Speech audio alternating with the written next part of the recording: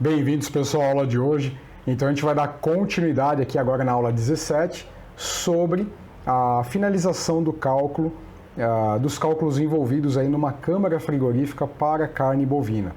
Então, na aula passada, na aula 16, a gente já chegou a contabilizar todas as cargas térmicas ali iniciais que a gente pode considerar. Resta agora a gente acrescentar algumas informações importantes para o desenvolvimento aí dos seus próprios cálculos, tá bom? Então você vai ver, está cada vez ficando mais completo, mais informações, melhora a nossa modelagem e te garanto, cada vez mais você se torna parte de um grupo de pessoas muito especiais capazes de fazer esse tipo de cálculo com total domínio, conforme eu estou orientando você, tá bom? Então vamos seguir em frente. Um abraço, boa aula aí para você. Vamos lá. Partindo então aqui para a segunda aula, pessoal, a gente já estamos aí na sequência e a gente parte lá então da temperatura inicial que nós tínhamos, né? A temperatura inicial lá da nossa carne era bastante elevada, a gente tinha o objetivo de elevar até menos 20, né? E agora então a gente precisa fazer as considerações, partindo de 10 a menos 20. Qual é a temperatura que eu preciso ter, média, do ar, ali passando no meu evaporador? Então, vamos lá. Nesse caso, lembrando que o que já foi explicado na aula passada, esses ΔTs se referem a uma questão econômica, né? Isso eu discuti amplamente, isso volta lá na aula 14 e 15 novamente, se você não está recordado. Mas quando você aumenta o delta, você aumenta a taxa de transferência de calor, seja lá qual for o meio, radiação, convecção ou condução. Aumentar o delta T aumenta a taxa. Eu discuti isso lá em detalhes com você, então considere isso agora nessa aula. Você poderia colocar aqui uma temperatura de, vamos extrapolar aqui a nossa conversa, tá? menos 100 graus, tá? Com delta de 80. Tudo bem, mas aí também você já entra num problema que, poxa vida, né? O sistema para trabalhar com menos 100 é bastante complicado. Então você tem que encontrar aí um critério de bom senso, os componentes mais disponíveis no mercado que resolvam o seu problema com a melhor eficiência possível. Nesse caso aqui, como os sistemas disponíveis, compressores e os gases mais amplamente disponíveis me permitem trabalhar, por exemplo, com menos 30 muito facilmente. Então eu vou trabalhar com um delta de aproximadamente 10. Então vamos lá. A temperatura de entrada de um evaporador, tipicamente, sabendo que eu vou trabalhar em torno de menos 30 para ter um delta de 10, nessas circunstâncias, para a capacidade frigorífica em questão, isso o fabricante pode ajudar a chegar no cálculo. Ele vai trabalhar aí com um delta aí de aproximadamente uns 2 graus, 1,5 grau, né, para a vazão que a gente vai chegar. Então, eu vou especificar aqui o que a gente vai estar fazendo, tá certo? Então, vamos lá. A temperatura de entrada do evaporador,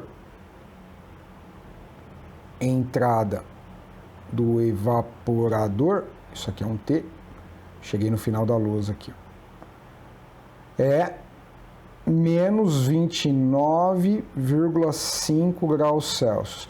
A temperatura saída do evaporador é igual a menos 31 graus Celsius. A gente vai falar mais de evaporadores, tá?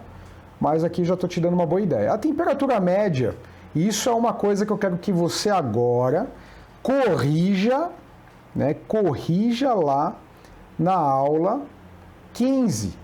Por quê? Porque lá eu te mostrei, conforme eu falei na aula 16, alguns conceitos, e só foi esses 2 pontinhos que eu coloquei aqui, só para provocar aí a sua reflexão e te deixar mais criteriosamente ali preparado, né, para erros e análises.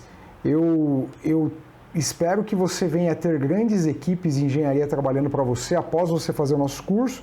Lógico, isso não é de uma hora para outra, mas isso vai te permitir a crescer em algum segmento. né? E você crescendo nesse segmento, um dia você vai delegar os cálculos para outras pessoas, que você vai mandar fazer o treinamento comigo, e eu espero, então, que você tenha um olhar mais clínico, que muitas vezes os erros acontecem não lá no polinômio, até que o cara vai bem, o erro não acontece lá em algumas passagens que ele acaba tomando mais cuidado pelo fato do conceito exigir mais atenção. Mas é justo nas passagens mais simples, como uma média, que aí fica aquela coisa, tem hora que dá certo, tem hora que não dá. Por quê?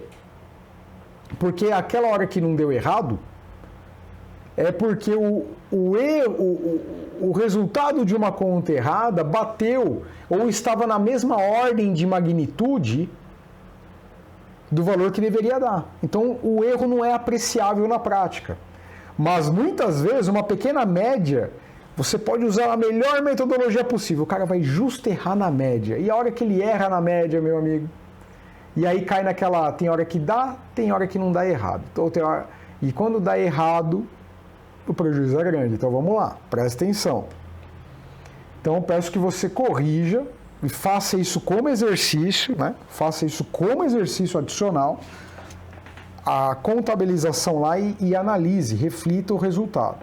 Voltando aqui, a temperatura média, portanto, no evaporador, vou escrever aqui nesse cantinho, a T média no evaporador é menos 29,5. Eu já vi projetos fracassarem por causa de pequenos detalhes desse tipo. Preste atenção nisso. Dividido por 2, tá? Então vai ficar menos 60,5 dividido por 2 é igual a menos 30,25 graus Celsius. Olha, isso aqui é a forma bastante usual e bastante exata para fazer a cálculo da média da temperatura do evaporador. Claro que existem métodos muito mais sofisticados ainda que permitem te precisar isso mais ainda, mas olha, já não vai ter nenhum impacto em nenhuma situação significativa isso daí. É mais aí já para questões aí de análise numérica mesmo, quando você quer refinar mais ainda esse cálculo aqui. Mas olha, dizer que a temperatura média no evaporador é de menos 30,25, dessa forma está excelente.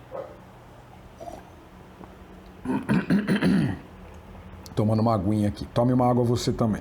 Se hidrate para aprender melhor. Vamos lá. Nessa temperatura de menos 30,25, a capacidade, o calor específico do ar, na verdade, né? O CP do ar, a menos 30,25, você já sabe onde eu consulto, lá na planilha da aula 17 tem esse link, você vai entrar lá, toma cuidado, não digita vírgula, digita ponto, 30,25 e calcula o calor específico, como eu já te mostrei na aula 15, tá? Só te relembrando, vai dar, nesse caso, 1,0054 kJ, quilograma Kelvin, tá? Agora a gente já pode calcular a vazão mássica do ar. A vazão mássica VM do ar, deixa eu apagar isso aqui, já saiu aqui tudo errado. A borracha.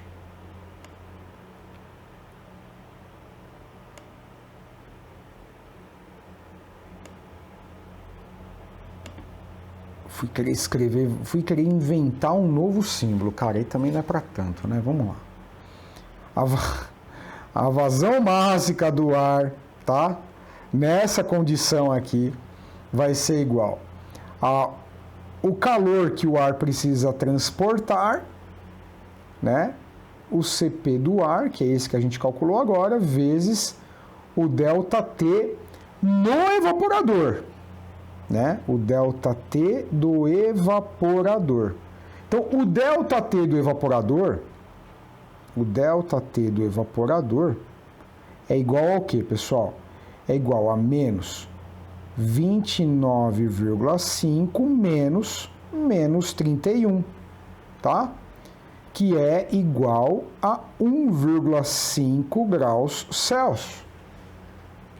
Tá? Esse é o ΔT, a temperatura entra a menos 29,5, sai a 31, é 1,5 grau de delta.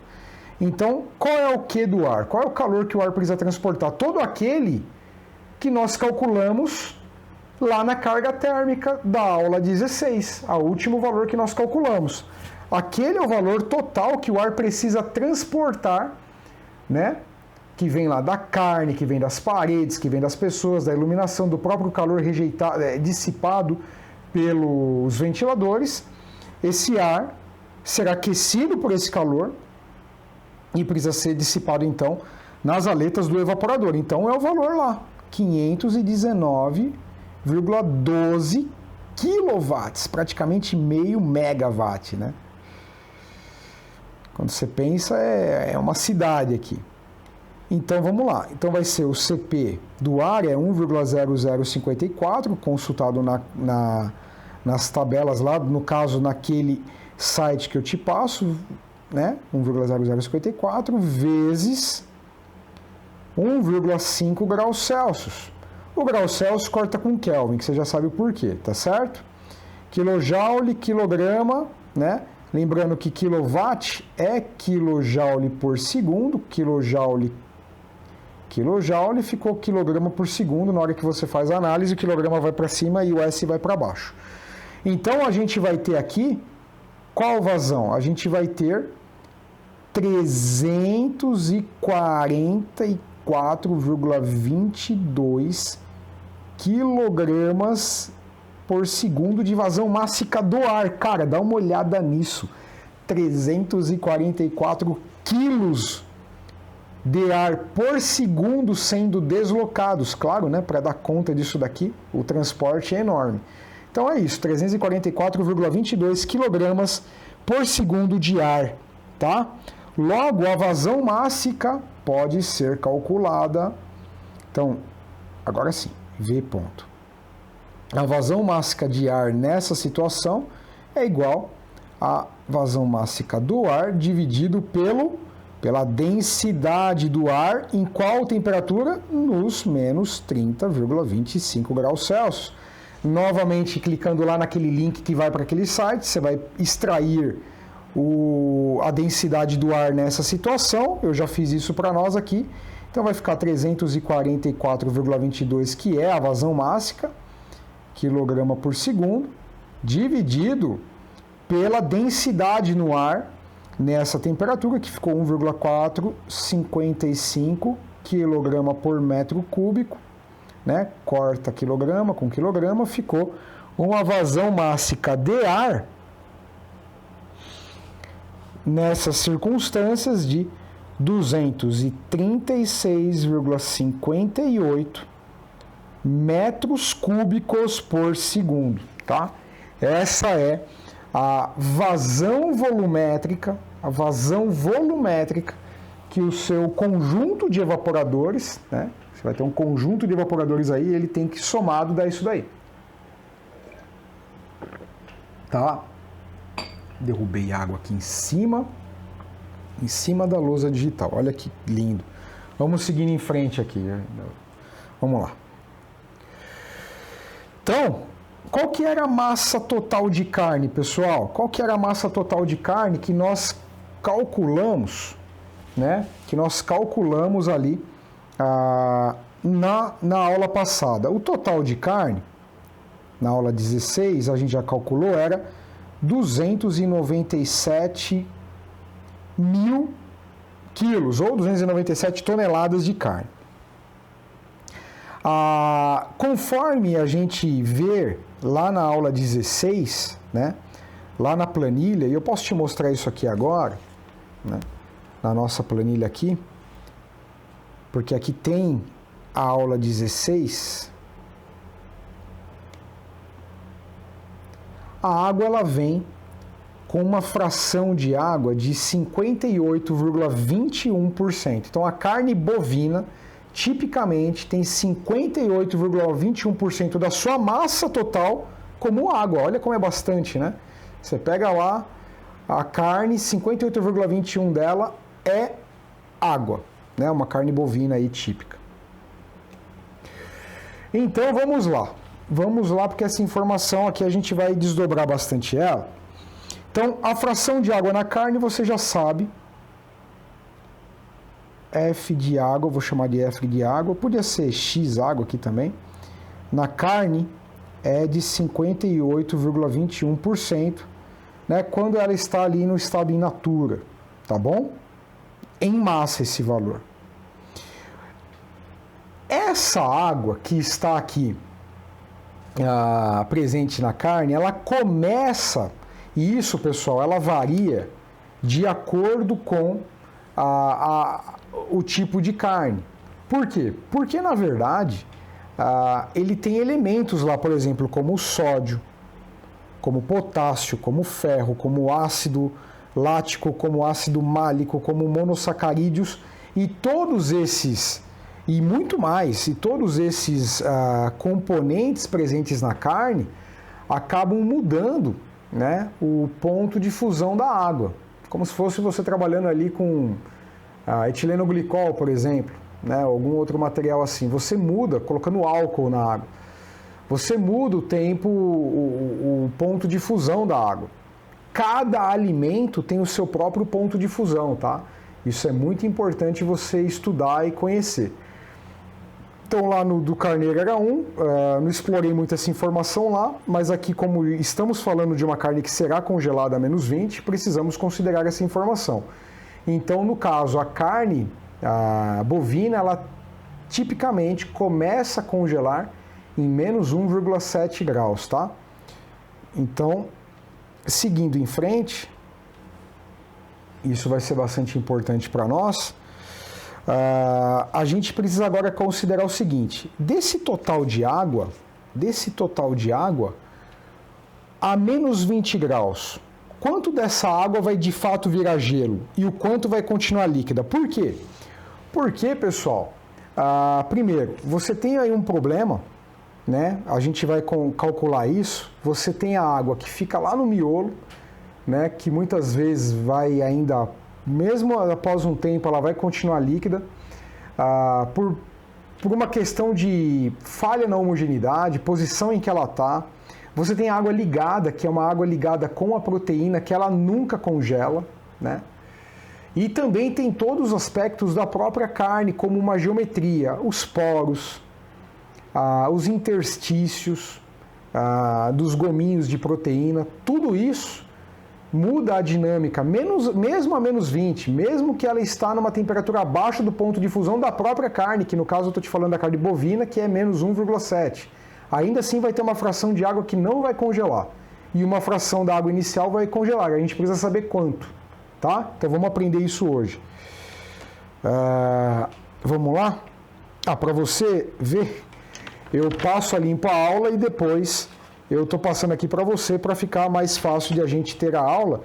E é uma forma que eu faço para estudar, mas depois que eu estudo alguma coisa, eu estou resgatando isso de projetos antigos, que eu tinha esses cálculos em mão, mas a planilha é a forma mais rápida, tá? Eu trabalho com planilha, mas o aprendizado, para você dar uma aula e digerir melhor e criar didática e estratégia, eu também sigo a minha folhinha, tá bom? Então vamos lá. Tem que dar exemplo, né? Eu cobro isso de você, eu tenho que dar exemplo. Então vamos lá. Como é que a gente faz para calcular isso? Existe um modelo físico do Mills, que é uma pessoa que inclusive eu tive a oportunidade de já trocar e-mails, um grande cientista, uma das maiores autoridades da indústria do frio da Europa, né? O nome dele é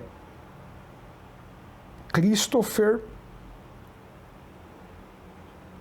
Eu vou te passar o artigo dele, Mills. Ele desenvolveu modelagens maravilhosas aí para entender isso. Vou te apresentar o artigo onde ele demonstra toda a forma matemática e física de chegar na equação que ele te vai apresentar, tá bom?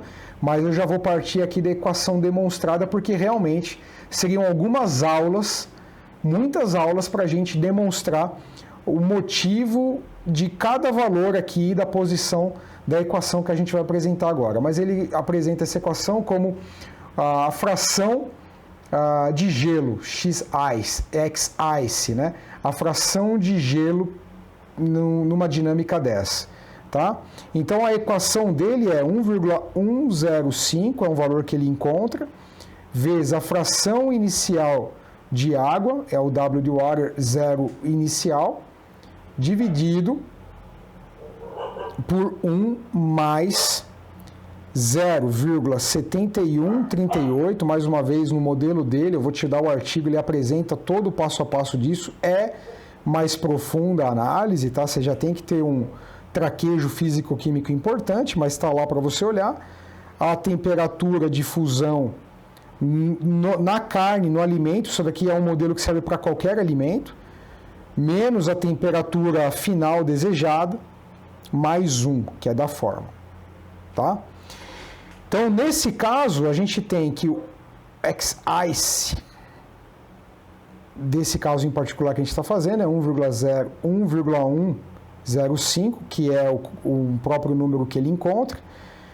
Tem o porquê, não vou entrar aqui agora. Lembra, é 58,21 a nossa fração de água inicial, que é 0,5821, tá? Dividido por 1, que é da fórmula, mais 0,7138, que é da fórmula, dividido pelo LN. Eu já te expliquei o que é LN no passado, né? Você vai ter aqui o LN de menos 1,7, que é a temperatura com a qual a carne bovina começa a congelar, tá? Ela começa a congelar, o ponto de fusão, considerando os componentes da carne bovina, é a 1,7 negativo, o cordeiro é 1, o peixe é outro, as aves, a galinha, a carne de frango é uma, o chester é outro, o peru é outro, tá? Então, cada alimento, frutas, vegetais, cada alimento tem a sua temperatura de fusão própria. Menos 20. Temperatura final que a gente quer. A gente não vai de 10 a menos 20, é essa, o menos 20 entra aqui. Menos da fórmula, menos 20 a temperatura final desejada. Lógico que essa equação só faz sentido para você usar ela quando tem uma temperatura abaixo do ponto de fusão. Se essa temperatura não estiver abaixo do ponto de fusão, não faz sentido você usar o modelo de Miles, tá? Uma pessoa que eu tive a oportunidade de trocar e-mails com ele. Eu não conheci ele pessoalmente, mas ele sabe que eu existo. Eu fico feliz. Vamos lá. E aqui nós temos, então, já fazendo os cálculos, 0,64. Eu estou demonstrando totalmente essa conta aqui à mão, porque eu sei que eventualmente você vai ter dificuldade de entender o que foi feito lá no Excel, mas o que foi feito no Excel é isso daqui, e você pode pelo menos fazer uma vez na sua calculadora para você se convencer. 1 mais 0, isso aqui é 1, mais 0,7138 dividido por o resultado desse LN aqui é 2,960105. Então, fazendo essa continha aqui agora, deu que o meu X-ICE é igual a 0,5182. Ou seja, eu tenho 51,82% da água toda na carne congelada a menos 20. Então, isso daqui, olha, o que eu posso dizer para você? O que isso significa? Significa que a menos 20, então, ó, a menos 20 graus Celsius, a carne bovina, isso aqui só serve para carne bovina, ela vai ter 51,82% da massa dela vai ser gelo, tá? Como a massa inicial da água era 58,21, 58,21 menos 51,82, eu vou poder dizer para você que, ó, 58,21, que era a água total inicial presente na carne, disponível para congelamento, menos os 51,82 que a gente acabou de calcular, eu vou poder te afirmar que 6,39% da massa da carne ainda continuará água líquida a menos 20 graus Celsius, tá? Ok? Tem um outro conceito que é fração ligada. A fração ligada, a massa de água ligada, né, é 0,4 vezes a fração de proteínas, tá? Então, olha só, o que significa isso? Você sabe que a carne bovina, da massa total dela, 17,48 é proteína. Então, 0,4 vezes 17,48 é uma água que a gente chama de água ligada, a água que está ligada fisicamente, quimicamente com a proteína. Essa água nunca irá congelar e ela nem entra na conta da massa inicial.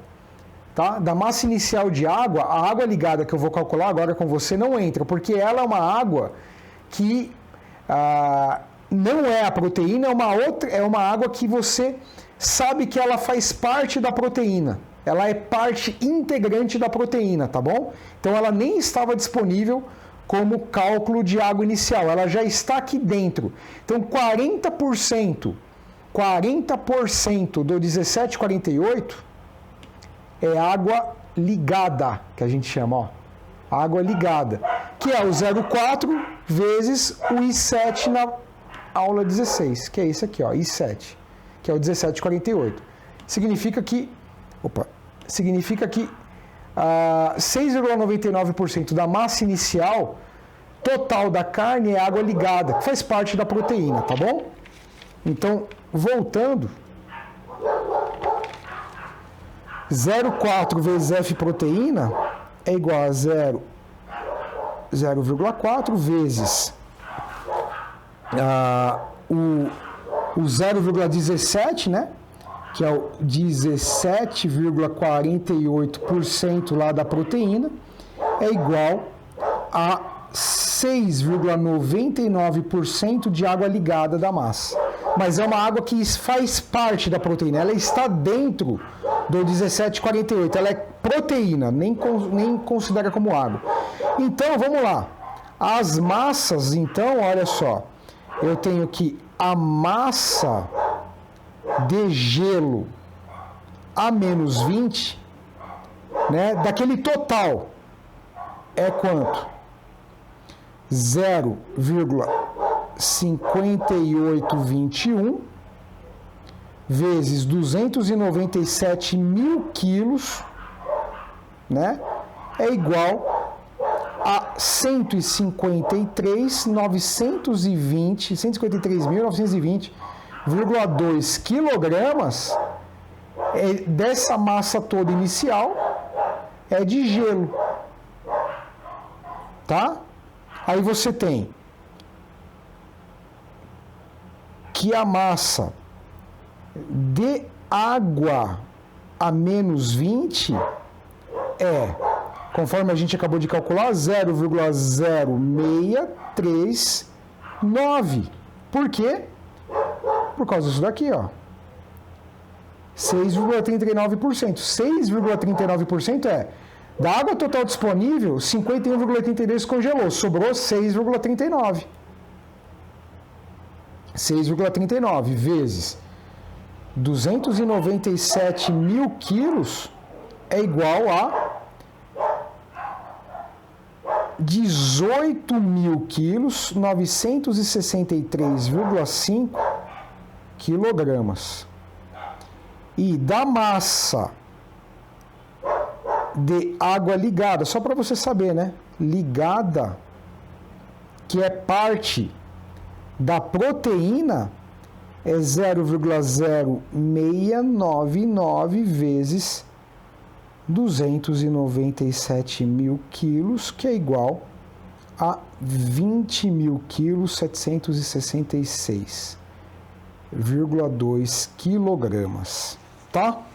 Isso aqui, então, é as massas aí provenientes de água, para você ter uma análise aí mais criteriosa, tá bom? 20 toneladas, 18 toneladas e 153 toneladas de 297 toneladas total. Tá? Então, essas são as massas e vamos continuar aqui. Vamos lá. A taxa de evaporação, conforme você sabe, eu adoto 3%, que eu discuti isso com você amplamente na aula passada. Aliás, na aula 15. Né? Então, caso você tenha esquecido, dê uma olhada lá e eu explico o porquê que eu uso 3%. A taxa de evaporação, então, portanto, é 297 mil quilos vezes o 3%, que é o que eu considero que vai evaporar no processo que eu trabalho, de forma conservadora, eu já te expliquei lá o porquê. E lembra, o tempo total, conforme a gente viu na aula 16, para esse processo, a gente considerou 18 horas, né? 18, ó, conferindo aqui na planilha que você já viu da aula 16. Então, conferindo aqui na planilha que você já viu da aula 16, a gente considera aqui o período de 18 horas de congelamento, né? E que daria 64.800 segundos. Então, é isso que a gente vai dividir aqui agora. Então, essa minha taxa de água evaporada vai ser isso dividido por 64.800 segundos, tá? O que vai dar um valor de 0,1375, né? 137,5 gramas, né? Na verdade é isso, quilogramas por segundo, mas daria 137,5 gramas por segundo. Mas para pensar, a cada mais ou menos 8 segundos você tem 1 quilo de água água evaporando, olha quanto. E esse vapor vai lá para o evaporador, né, que está com uma temperatura bem baixa. Imagine como isso vai congelar e a gente vai tratar rapidamente desse assunto. Então, preste bem atenção. Se você tem uma taxa de evaporação de 0,1375 quilogramas por segundo, isso em 1 hora, só para você ter uma ideia, 1 hora, né, que é a quantidade de segundos por hora, você vai ter 495 quilogramas por hora de gelo sendo produzido. Muita coisa, tá? Muita coisa mesmo. Então, é uma coisa que você tem que pensar na hora de projetar os sistemas todos de gelo. Você não pode esquecer desse negócio, tá? Vamos seguir em frente. A gente tem aqui que o calor para resfriamento da água, você vê como a água é importante nessa história toda, é essa taxa de evaporação, 0,1375, né, quilogramas por segundo, vezes, conforme eu já falei lá na aula passada, esse valor é consultado lá, o calor aqui latente da água, né? Então é o 2501, eu te mostrei lá a tabela de origem disso, quilojoules por quilograma.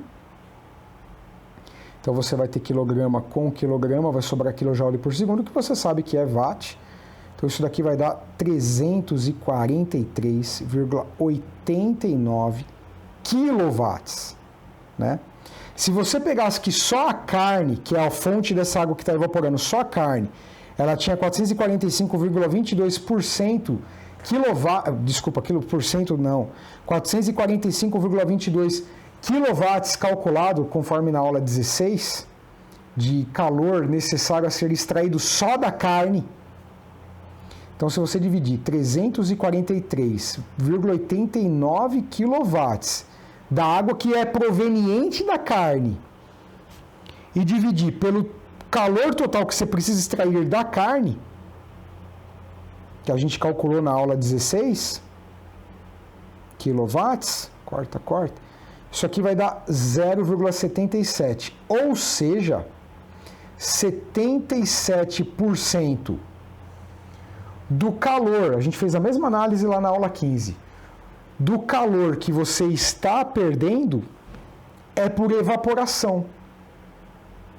é por evaporação que a carne está perdendo, né? Que você está extraindo 77% do que você tem que tirar de calor vem na forma de evaporador, de evaporação da água que vem da carne. E o resto? Convecção e radiação. O resto é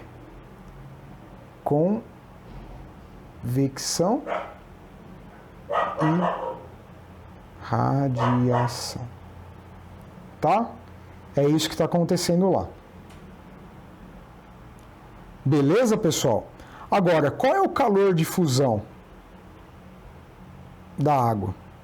O calor de fusão da água é mesma coisa, você tem essa taxa de evaporação, 0,1375 kg por segundo, tá? É o que está sendo disponibilizado de água no meio, vezes 333,7, que eu já te mostrei na aula 15, que está presente os links aí na planilha da aula 17 também, para você consultar esse calor, é o calor de fusão da água, kJ por quilograma, tá? É igual a 45,88 kW. Beleza, pessoal? Então é o seguinte, esse é o calor, essa quantidade de calor que a água vai absorver. Eu discuti isso com você lá na aula 15, novamente. O calor total é 445,22 que vem lá da carne, é o total que você tem que extrair da carne, né? Mais uma fração aí chamada com o valor de 45,88 kW é de fusão, ou seja, o vapor saiu da carne, chegou ali nas adjacências, nas aproximações, nas vizinhanças mais próximas do evaporador, perdeu o calor latente, calor sensível, calor latente, fundiu, virou gelo. Esse calor não é o calor da carne, agora é a fusão da água. Mais uma vez, eu já te falei isso na aula 15. É a fusão da água acontecendo, porque a evaporação você já causou, você já contabilizou na conta. Você já contabilizou. Agora o da fusão, não. Esse você tem que somar, igual a gente fez na aula 15, você sempre vai ter que fazer isso. Quando tiver fusão, meu amigo, quando a temperatura das aletas do evaporador tiver aí nos 0 graus para baixo, não vai ter jeito, você vai ter que entrar com essa parcela do calor de fusão. E isso daí é o que você tem que considerar também para o descongelamento, o degelo, tá? Nessa taxa. Se você usar, por exemplo, pegando aqui a minha folhinha, 45,88, que é o que a gente acabou de calcular agora, 45,88 quilowatts, ele vai degelar a água em qual, né, considerando que não entre água para repor. Ele só vai empatar, né? Se você ligar uma resistência homogênea por todos os evaporadores a 45,88 quilowatts, o gelo entra, congela, mas sai pela resistência. Mas é que você tem mais uma carga térmica ligada, não vai dar certo isso, tá? Então é isso que você tem que considerar. Mas ele vai degelar por quê? Por que vai entrar em equilíbrio? Porque você tem no fundo essa vazão aqui, ó. Essa taxa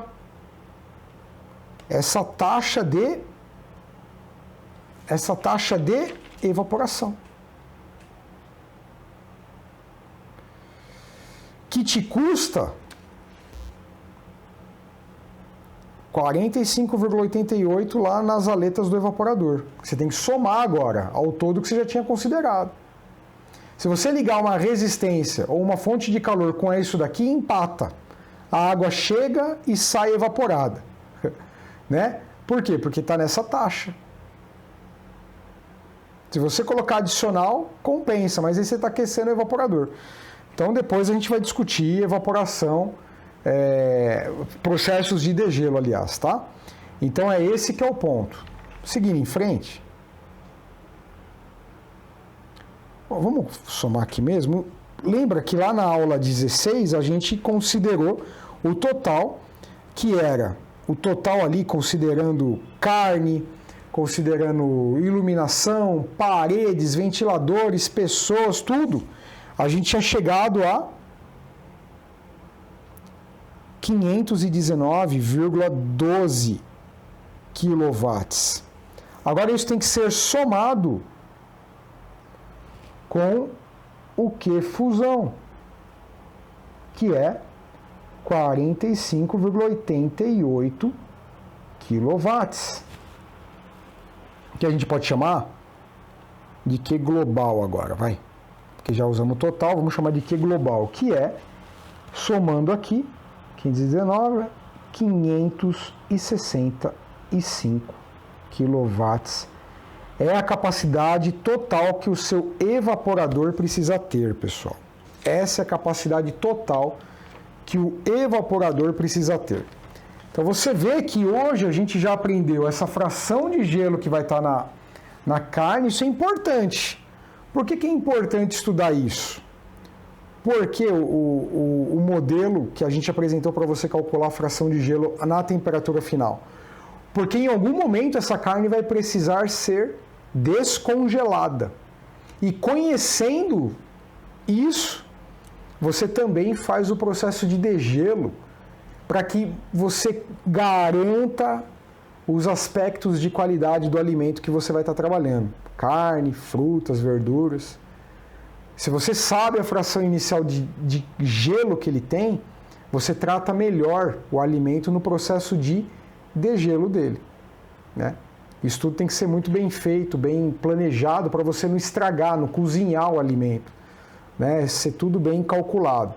Então é importante quando você trabalha com um material congelado, você tem que ter esse conhecimento prévio aí, tá bom? É um modelo muito importante esse que eu te passei, e essa ideia do balanço energético, congela e descongela. Tudo naquele calor de fusão ali que você tem que parar para analisar, para pensar na estratégia de degelo do seu sistema, tá bom? Então vamos dar continuidade. Voltando aqui para a aula, pegar os meus cálculos finais aqui, né? Achar o cursor, achei o cursor, vamos seguir em frente. Então, a gente sabe aqui que o calor que a gente acabou de calcular agora é 565 kW total, que é a capacidade do evaporador, né? Então, Q global é 565 kW, ou se tivesse todas as casas, seriam 565.003 watts. Tá? Vamos considerar aí novamente um coeficiente U do evaporador de 20 watts metro quadrado grau Celsius, tá? A temperatura média no evaporador a gente já sabe, né? O T médio no evaporador a gente já calculou, que é igual a menos 30,25 graus Celsius, tá? E a temperatura do fluido? É o outro ΔT, lembra? Que é uma questão econômica. Eu poderia trabalhar com menos 100. Nossa, que me daria uma flecha enorme aqui de transferência de calor da aleta para o fluido. Mas eu vou trabalhar com menos 35, que é o possível. Na verdade, lá na planilha eu te peço para fazer um teste para menos 40, só para você ver como diminui a área do evaporador. E isso é legal, porque quando você diminui a área, você diminui o tamanho do evaporador e o custo disso tudo, né? Então, vamos lá. Vamos trabalhar com o fluido a menos 35 e o ΔT da aleta do evaporador para o fluido, portanto, é menos 30,25, que é a média do evaporador, menos 35, que é a temperatura do fluido. Está evaporando a menos 35, que é igual a 4,75 graus Celsius de ΔT, tá? Então, a área do evaporador é igual 565.003 watts dividido. Sempre estou falando, você podia converter isso aqui para quilowatts. Eu estou fazendo em watts porque isso é costume. Tem fabricante que trabalha com watt, o coeficiente U, e outros que trabalham com kilowatt. Você precisa ficar atento a isso.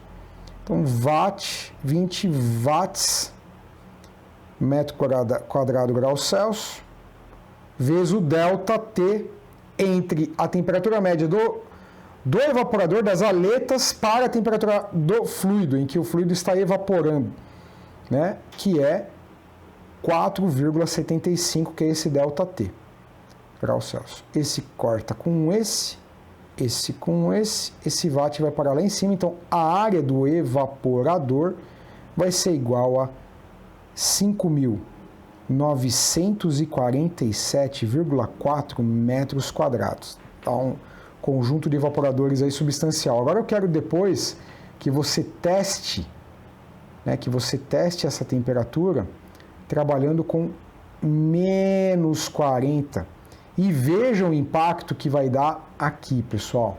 Veja o impacto que vai dar aqui, tá? Então vamos dar uma olhadinha aqui na planilha. Vamos olhar a planilha da aula 17, tá tudo aqui o que a gente discutiu. Aqui você vai receber as duas combinadas, é lógico. Então tá aqui. Aqui eu já te aviso para você analisar os erros lá na aula 15, que é o que foi alertado. Aqui os links para você clicar, a densidade, né, a temperatura de congelamento, né, de congelamento da carne bovina. O cálculo aqui, né, que a gente te indicou, está feito aí. É importante você considerar bem isso tudo, porque vai fazer a diferença no futuro, quando você precisar degelar a carne. Olhe bem esse modelo físico-químico aí que a gente traz para você do Christopher Mills. Eu tenho aqui o artigo dele que eu vou estar disponibilizando com você, né? Deixa eu abri-lo. Eu não tinha deixado aberto aqui. É muito interessante, caso você se interesse aí pela modelagem como um todo, é bem bacana você conhecer o trabalho, né? É ele aqui o autor principal, né? Esse é de 97, mas ele tem modelagens mais antigas. É uma pessoa aí muito, muito bacana de trocar informações e tá aí. Ele começa modelando aí, fazendo toda a modelagem dele, vai longe, né? E aí você entende no final como que ele chega à modelagem que nós te apresentamos. E aqui ele comenta, né, o que muda no ponto de fusão de cada material, né? Então a própria água, os monossacarídeos, disacarídeos, ácido lático, málico, ácido cítrico, ácido acético, ácido tartárico, ácido oxálico, álcool, né? Você tem o potássio, sódio, cálcio, manganês, ferro, fósforo, né? E todo mundo aí, você olha isso é o que muda o ponto de fusão da água para cada alimento. Ele te mostra até algumas formas de calcular também como que isso faz nessa modelagem aqui para bifes e para alguns alimentos aí, tá? Então, ele realmente foi a fundo nessa modelagem do ponto de fusão para chegar também na predição de quanto que vai ser a fração de gelo que vai permanecer ainda ali na condição do ponto de congelamento que você quer calcular. Então ele realmente faz uma modelagem bastante envolvente, baseado em muitos experimentos práticos. Ele demonstra isso aqui, ele e a equipe dele, e isso é válido nos centros avançados que existem por aí, que a gente mantém contato. Se usa muito perfeitamente a modelagem que ele fez com a equipe dele, mas ele era o autor principal. E tá aí, o que eu fiz ali à mão está aqui, a fração de gelo final a menos 20, considerando essa como temperatura inicial, em que a água começa a fundir na água bovina, na carne bovina, a fração de água não congelada, a fração de água ligada, né, a massa de gelo, tudo aqui calculado, tá? Conforme a gente está conversando com você aí, massa de gelo ligada, a fração, a taxa de evaporação que vai ter aqui, aquilo que a gente calculou ali junto com você, 495 kg/h, né? Aqui as informações neste site, para você calcular aqui o calor de vaporização da água, neste site, aqui você olha lá na tabela 9, conforme eu já falei para você na aula 15, e aqui na tabela 2, última linha, para você chegar no calor de fusão da água, né? Já tem a soma aqui, né, do 45,88 mais... Opa, desci demais aqui. O 519. E os cálculos aí para a área do evaporador, tá? Então, é isso aqui. Deixa eu voltar aqui, então, para conversar com você. É isso que eu tinha para te apresentar na aula de hoje. Veja que a gente agregou mais, te mostramos aí pontos que você tem que observar com muito cuidado quando você estiver fazendo o cálculo. Nem sempre você vai errar nas modelagens mais sofisticadas. Você muitas vezes vai errar em coisas pequenas, em erros simples. Eu costumo falar para quem trabalha comigo que o diabo mora nos detalhes, cara. Essa figura que o pessoal usa aí, é força de expressão. O diabo mora nos detalhes, toma cuidado. Nem sempre, na onde é mais complexo, eu sei que você vai ficar com tanto receio que você vai olhar 10 vezes e vai fazer direito. O problema é a média. Aí na média você erra. Então volta lá, refaça os exercícios da aula 14 e 15. Faz isso, vê os impactos. Tá? Lá você vai ver que o impacto não era tão grande. Mas agora você já tem que observar que tem situações que o impacto pode ser grande.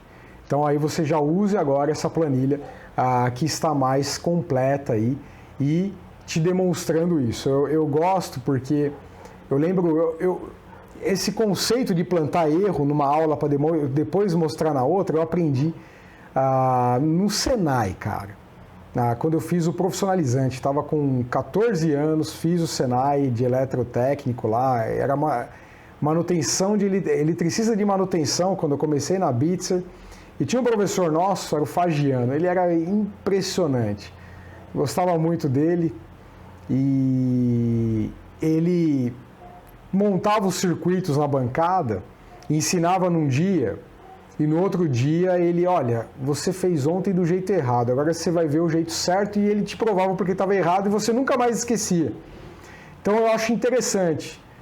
Foi uma forma que muitas coisas ficaram gravadas na minha mente, por isso que eu fiz isso para você agora, nesses dois pontos, tanto na temperatura inicial de congelamento para escolha de qual temperatura vai entrar no modelo de Choi e Yocos, no polinômio, e também agora na temperatura média que você tem no evaporador, tá? Então era isso, muito obrigado, espero que você esteja aí se deliciando, você que principalmente gosta de cálculo de câmara frigorífica, se delicie, tá? Porque realmente é um conhecimento que poucos têm esse conhecimento que você está vendo aqui. E os outros que estão procurando outros conhecimentos, tudo que foi aqui vai ser usado para frente, então estude com muito carinho e atenção, tá bom? Porque isso já vou considerar que está na massa do sangue. Vou dar mais uma aula de câmara frigorífica, na aula está na 17, 18 a 19 também, para outro tipo de alimento, com novas necessidades, igual você viu hoje, a entrada aí do modelo do Christopher, né? Para cálculo da fração de gelo no final. Outros alimentos têm outras demandas, eu vou te mostrar isso, né, num novo exemplo, e aí a gente encerra o levantamento de carga térmica para a câmara frigorífica. Eu sei que para a maioria de vocês o curso já mais do que se pagou aqui, mas é claro que ainda você vai aprender a calcular compressor, condensador e tudo, vai entender um pouco mais aí de psicrometria. Cara, é incrível, eu sempre falo psicometria quando eu falo rápido. É psicrometria, tá bom? Um grande abraço para você, obrigado, tchau, tchau, estuda bastante, tá bom? Tchau, tchau, valeu.